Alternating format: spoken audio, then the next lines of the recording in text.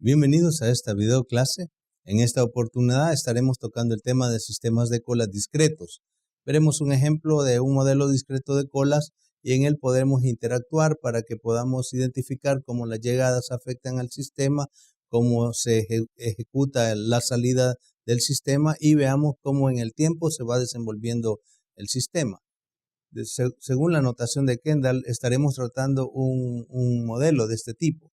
Vamos a decir después cómo es que se interpreta cada una de estos símbolos. Pero decir nada más que cuando hablamos de algo discreto, algo determinístico, entonces estamos pensando en que las llegadas ocurren siempre al mismo tiempo, al mismo tiempo, al mismo tiempo.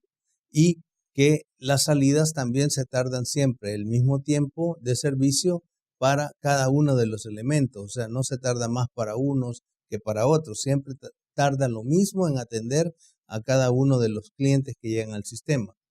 Entonces, lo demás, pues, que se va a identificar cuando se tiene una nomenclatura de este tipo es que hay solamente un servidor, que la capacidad es finita, que la disciplina de la cola en este caso está identificada como first in, first out, y que la población a la que está dirigida el sistema en este caso está identificada como finita. Pero eso lo identificamos diciendo en primer lugar que la primera D que aparece en la nomenclatura hemos dejado las plecas en vacío para hacer referencia exclusivamente al primer valor D que aparece. Me está indicando cómo es que ocurren las llegadas y como es determinístico, entonces hay una tasa constante de llegadas. El parámetro que identifica las llegadas generalmente es lambda y me indica la tasa promedio de llegadas por unidad de tiempo. Al ser constante ese valor lambda, entonces todos ocurren siempre al mismo tiempo, al tiempo indicado por lambda. El valor segundo, como está indicado allí en esa segunda posición de la D, es similar, solo que ahora es para el servicio. El servicio es determinístico, eso significa que siempre ocurre de la misma manera. No hay variación aleatoria, no atiende a unos de un tiempo y a otros con otro tiempo, sino el mismo tiempo de servicio para todos. Ocurre con una constante que le llamamos mu para las salidas, lambda para las entradas, mu para las salidas. Mu es la tasa promedio de servicio, en este caso es una constante. Y el promedio siempre se calcularía así porque estamos hablando de que esto a veces tiene relación con la distribución exponencial y en ese caso la distribución exponencial es lo inverso del parámetro, el promedio. Pero en este caso se mantiene constante. El 1 nos indica que solamente hay un servidor. La K que está en el simbolismo de Kendall o en la notación de Kendall para el modelo nos indica que la capacidad del sistema es finita. Que sea finita significa que le cabe un cierto número nada más al sistema. Como el modelo que vamos a desarrollar es determinístico y tiene estas características, entonces esto nos ayuda a entender cómo es que va a operar. Y también que la disciplina del servicio es FIFO, significa que first in, first out, primero en entrar, primero en salir, es entonces el modelo de cómo se van a trabajar los elementos de la cola. Y por último, el símbolo que teníamos era menor que infinito, lo que significa que la población a la que se va a dirigir el sistema o que va a tener acceso al sistema es finita, no es infinita, que es otra opción. Con estos detalles, pues nosotros podemos proceder a agregar elementos como para entender el ejemplo que vamos a desarrollar. Vamos a considerar que solo hay M máquinas y vamos a considerar un caso donde tengo M máquinas funcionando inicialmente, todas están buenas y de repente se comienza a arruinar una, se arruina otra y así, y hay un técnico que las repara. Cada una funciona por un periodo de tiempo, luego de la cual se descompone, se arruina, y necesitamos que el técnico opere sobre ellas un periodo de reparación. Mientras el técnico está operando sobre la máquina está sin funcionar. Si mientras el técnico está atendiendo una máquina, llega otra máquina, esa máquina se agrega a una cola, inicia una cola, y si llega otra, se agrega a la cola existente y van saliendo según el tiempo tiene designado el servidor para atenderlas. Así las va desalojando. Cada vez que desaloja una, si hay en cola, Inmediatamente pone otra a ser atendida y comienza la reparación, que dura exactamente lo mismo que la anterior. Sale y si hay, y si no hay, entonces queda el servidor desocupado. Así es la forma de operar de este sistema. Agreguémosle entonces al hecho de que tenemos M máquinas, que cada una funciona por un periodo de tiempo y que el servidor las está atendiendo una por una en orden de llegada, le vamos a agregar estos parámetros. El tiempo que va a estar funcionando un equipo va a ser de 10 unidades de tiempo. No puedo decir minutos, horas, voy a decir 10 unidades de tiempo. El tiempo de reparación va a ser de 5 unidades, o sea que trabaja 10, se arruina y cuando se arruina se tarda 5 en ser reparada. No quiere decir que sean inmediatas, porque si hay cola, tiene que esperar a que le den sus 5 unidades de tiempo para repararse. El número en el sistema, cuando el sistema está vacío al inicio del proceso de observaciones, es 0, no hay nadie en el sistema. Significa que las máquinas todas están funcionando y el servidor está desocupado. El número de máquinas que va a haber va a ser M en general. Luego le vamos a dar un valor particular para saber cómo operar un modelito que vamos a realizar. Y el estado del servidor inicialmente es desocupado. Con estos parámetros nosotros vamos a proceder a realizar un modelito de simulación con este problema al que hemos llamado problema de interrupción de máquinas, porque las máquinas interrumpen su funcionamiento y son pasadas a reparación. Supongamos, para darle ya vida al modelito, que tenemos solo 3 máquinas. El valor de M ahora es sustituido por el número 3. Entonces vamos a hacer esto. A cada máquina le vamos a asignar un clock, un reloj. ¿Qué hace esto? Bueno, va a controlar cómo es que funciona esa máquina. Cada máquina tiene asignada un reloj de control. Como son 3 máquinas, voy a hacer CL1, el reloj para la primera máquina, CL2, el reloj para la segunda y el CL3, el reloj para la tercera. Los relojes, digamos, funcionan de manera que continuamente van avanzando sus tiempos y cada vez que se da un evento, ahí se marca en ese reloj.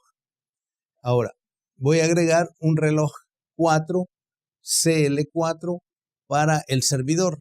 El servidor también, como atiende uno a la vez, solo necesita un reloj para el servicio que va a tener en ese momento.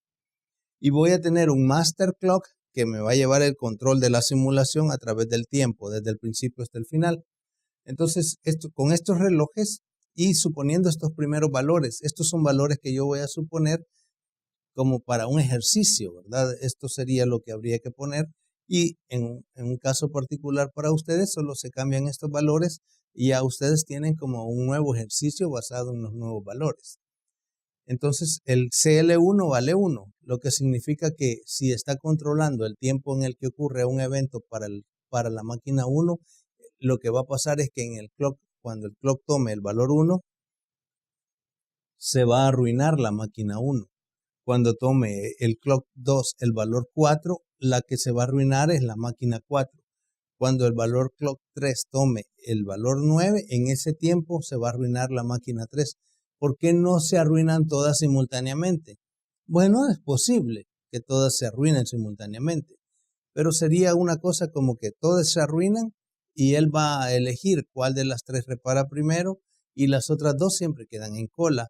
Y como se tarda una cierta cantidad, entonces luego va a comenzar a operar. Se puede comenzar así, pero mejor con valores variados para que veamos cómo en el tiempo se va moviendo el master clock y cómo los valores van cambiando y nos da como una mayor diversidad de la operación. Por eso es que mejor vamos a poner valores diferentes. No es que no se puedan poner todos iguales. Entonces aquí tenemos cómo es que opera. Primero, ubico en una fila los nombres de los relojes que voy a considerar. El Master Clock, MC, el Clock 1, el 2, el 3, el 4. Luego el número en el sistema, que sería la cantidad de máquinas que hay en reparación, sería y siendo atendida, ¿verdad? Si hubiera. En este caso al inicio es 0. O sea, estos son los parámetros iniciales de la simulación y el estado del servidor está en desocupado porque no hay máquinas en reparación. Entonces, ¿qué hace la simulación? mira la línea del master clock y va a observar las columnas de clock donde hay tiempos y va a tomar la que tenga el menor valor y ahí se va a actualizar el master clock a ese valor. Entonces, al observar la fila del master clock, 0, entonces vamos viendo que el menor valor es 1. Entonces se va a actualizar el master clock a ese valor y va a ejecutar el evento que le corresponde según el clock a la máquina que le corresponde. Por ejemplo, como fue para la máquina 1, entonces el master clock se actualiza al valor 1 y lo que pasó ahí es que se arruinó la máquina 1. Si se arruinó una máquina, pasa al sistema de reparación, vemos que el servidor está desocupado, está vacío, entonces pasa directamente a ser reparada.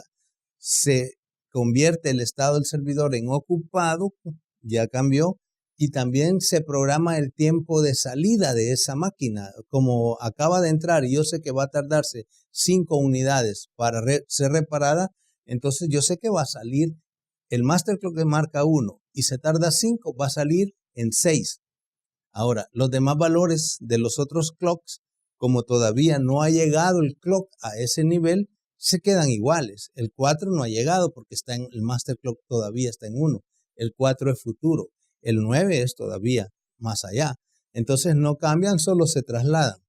Ahora veo de nuevo la fila del master clock cuando es 1 y veo los valores que hay en todos los clocks, nada más los clocks, y veo cuál es el menor de los valores.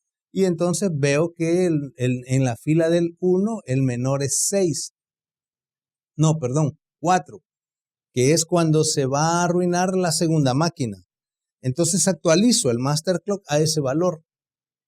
Lo actualizo a 4 y veo en 4, como ahí estaba, digamos, identificado que se va a arruinar la máquina 2, pongo un guioncito porque ahí se arruinó. El guioncito está en el clock de la máquina 1 siempre porque no ha salido. Y no puedo programar cuándo es que se va a volver a arruinar porque no ha salido. Entonces todavía está en reparación porque vamos en el 4 y ella va a salir en el 6.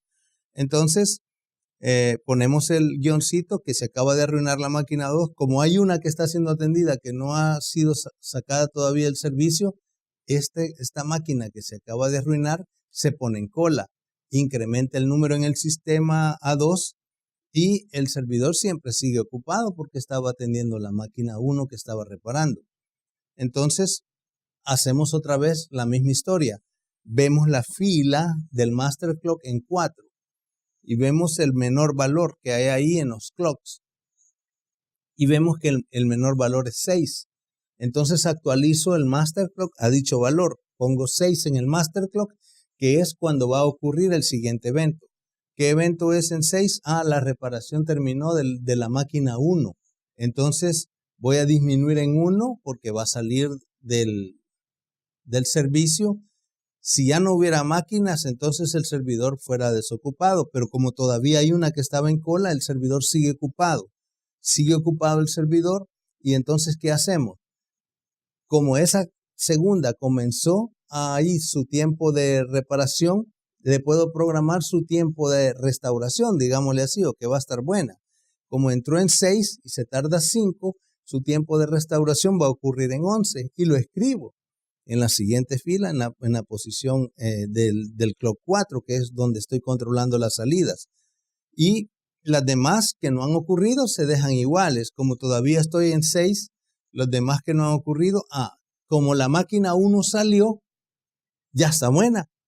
Le voy a programar cuánto tiempo va a funcionar. Como yo ya sé que va a tardar 10 en funcionar, entonces le programo, salió en 6, dentro de 10 más se va a volver a arruinar, entonces le voy a programar su nueva falla que va a ser en 16 y lo marco en la fila que corresponde siempre en la misma posición. Entonces ya tengo ahí que voy a ver otra vez el master clock y veo que el que sigue es el 9. Entonces pongo el master clock, lo actualiza a 9 y veo qué es lo que ocurrió. En 9 lo que pasó es que se arruinó la tercera. Tengo una en reparación que va a salir en 11. Tengo la otra que se va a arruinar en 16. Entonces eso no cambia porque no ha llegado todavía ahí. Solo pongo el guioncito en la máquina que se arruinó Aumento uno porque había uno siendo servido, entonces ahora agrego uno más, sería 2 en el sistema y el servidor sigue ocupado.